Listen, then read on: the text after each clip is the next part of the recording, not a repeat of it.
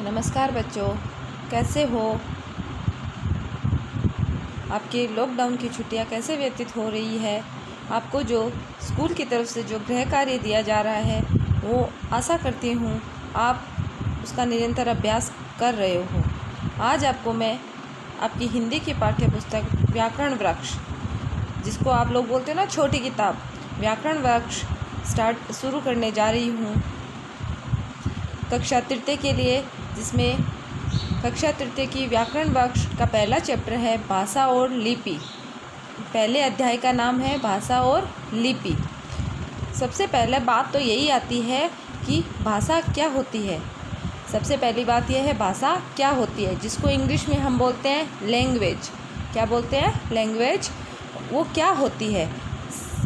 अपने मन के जो विचार, हमारे मन के जो विचार है, जिसको हम स्वयं सुनते हैं, दूसरों को कहते हैं, वही भाषा, वही माध्यम, वही बोलने का जो माध्यम है, वही भाषा कहलाता है। जैसे जो मन की बात का ज्ञान कराए वह माध्यम भाषा कहलाए। जो हमारे मन की बात का ज्ञान कराए, जो हमारे मन की बात को जानते हैं, जैसे दूसरा व्यक्ति क्या बोल रहे हैं, हम उसको क्या बोल रहे हैं, वही माध्यम भाषा कहलाता है। तुम रोज़ अपने माता पिता, भाई बहन और दोस्तों से बात करते हो। बात इसलिए करते हो कि जो तुम्हारे मन में है उसे दूसरों तक पहुंचा सको, बता सको। बताया जाता है बोलकर।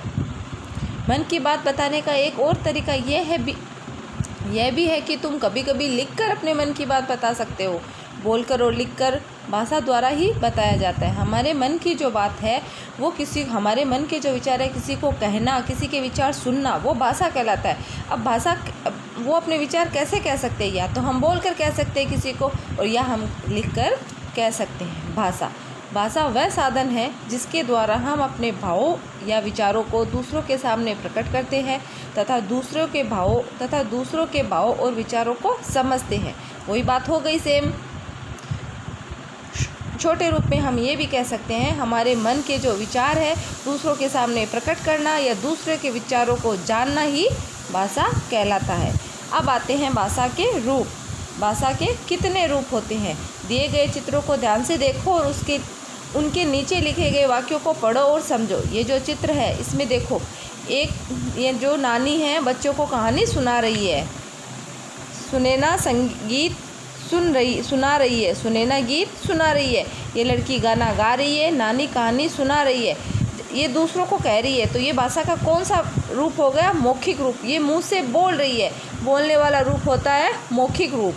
दादाजी पत्र लिख रहे हैं, अभिनव पुस्तक पढ़ रहा है। अब ये दादाजी पत्र लिख रहे हैं, अभिनव भी पुस्तक पढ़ रहा है। ये बोल बोल के पढ़ रहा है और ये दादाजी लिख रहे हैं। तो ये कौन सा माध्यम हो गया बोलना? ये भाषा का लिखित रूप हो गया।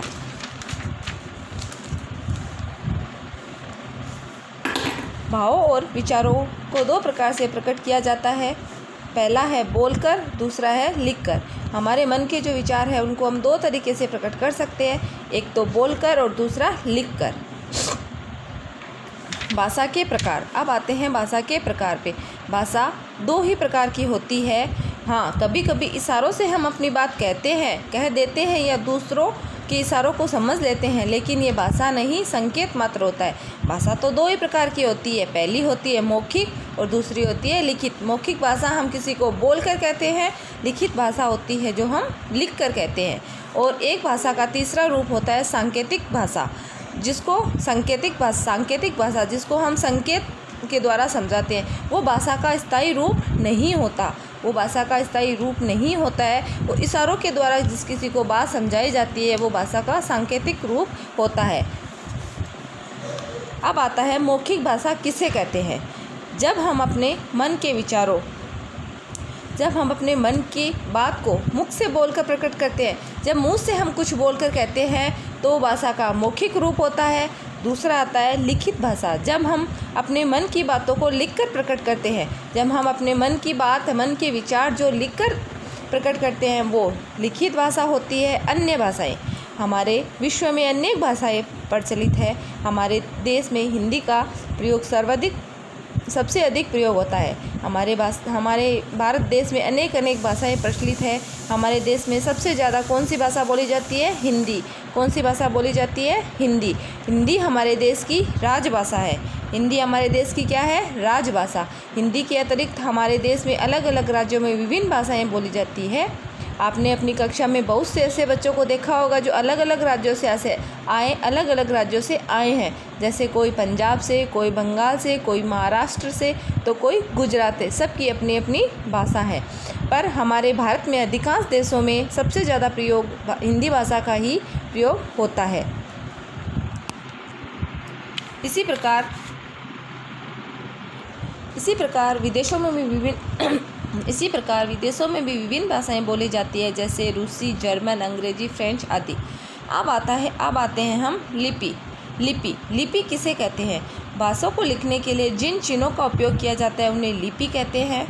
भाषा लिखने के लिए हम जिन चिन्ह जो निशान करते हैं, भाषा को लिखने के लिए हम जिन चिन्ह को उपयोग में लेते हैं उन्हें ही लिपि कहते हैं। हिंदी भाषा की लिपि देवनागरी है। हिंदी भाषा की लिपि कौन सी है? देवनागरी। ये कुछ महत्वपूर्ण पॉइंट है। पूरे राष्ट्र या देश में बोली जाने वाली भाषा राष्ट्रभाषा कहलाती है। जो पूरे राष्ट्र या पूरे देश में बोले जाने वाली भाषा होती है वो राष्ट्रभाषा कहलाती है। वो पूरे राष्ट्र की भाषा है। सांकेतिक भाषा, जैसे मैंने पहले बताया था, जो इशारों के द्वारा समझाते हैं वो भाषा सांकेतिक भाषा होती है। जब हम अपने मन की बातों को संकेतों के माध्यम से प्रकट करते हैं उसे सांकेतिक भाषा कहते हैं। और जैसे हिंदी भाषा की लिपि है देवनागरी। हिंदी भाषा की लिपि कौन सी है? देवनागरी। वैसे सभी भाषाओं की अलग अलग लिपि है। जैसे हिंदी की देवनागरी, अंग्रेजी भाषा की रोमन, संस्कृत भाषा की देवनागरी, उर्दू की फारसी, पंजाबी की गुरुमुखी। हिंदी और संस्कृत दोनों भाषाओं की लिपि देवनागरी है।